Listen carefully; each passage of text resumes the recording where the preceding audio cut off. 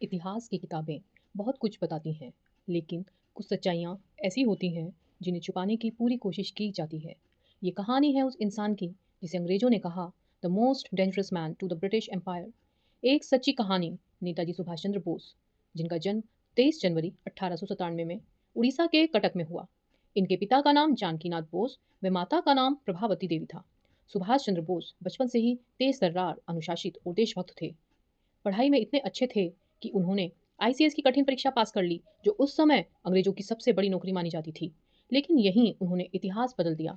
जब देश गुलामी में जकड़ा था, तब सुभाष ने कहा, मैं अंग्रेजों की नौकरी करके अपने ही देश पर राज नहीं कर सकता, और उन्होंने आईसीएस की नौकरी छोड़ दी। यह फैसला उनकी जिंदगी का सबसे बड़ा मोड़ था।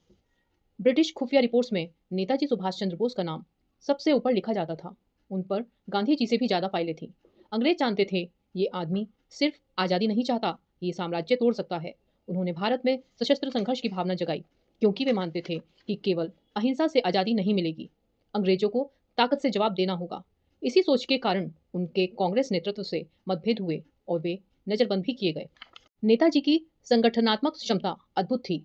1941 में वे भारत से जर्मनी गए, जहां उन्होंने शुरू किया आजाद हिंद रेडियो, एक ऐसी आवाज जो हजारों किलोमीटर दूर भारत के दिल तक पहुंचती थी।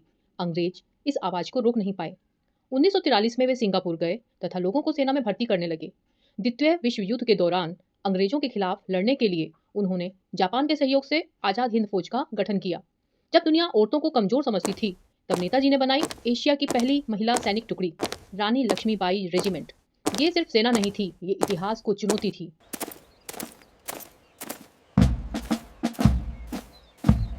नेताजी के तीन प्रमुख नारे उनकी पहचान बन गए। तुम मुझे खून दो, मैं तुम्हें आजादी दूंगा उनका सर्वाधिक लोकप्रिय नारा रहा। दिल्ली चलो का नारा भी नेताजी ने ही दिया। जय हिंद का नारा, जो आज का राष्ट्रीय अभिवादन है, नेताजी की पहचान बन गया। आजाद हिंद फौज भले ही युद्ध ना जीत पाई हो, लेकिन उसने अंग्रेजों का मनोबल तोड़ दिया। ब्रिटिश अफसरों को डर था, अगर भारतीय सेना जाग गई तो भारत को गुलाम रखना नामुमकिन हो जाएगा। 1945 के बाद नेताजी की मौत एक सवाल बन गई। कुछ दस्तावेज कहते हैं वो विमान दुर्घटना में नहीं मरे, बल्कि सोवियत यूनियन पहुंचे और गुप्त नजरबंदी में रहे। आज भी उनकी मृत्यु एक अनसुलझा रहस्य है। गांधी जी ने भारत को जगाया, लेकिन नेताजी सुभाष चंद्र बोस अंग्रेजों को डरा कर गए। उन्होंने स्वतंत्रता आंदोलन को नई दिशा दी।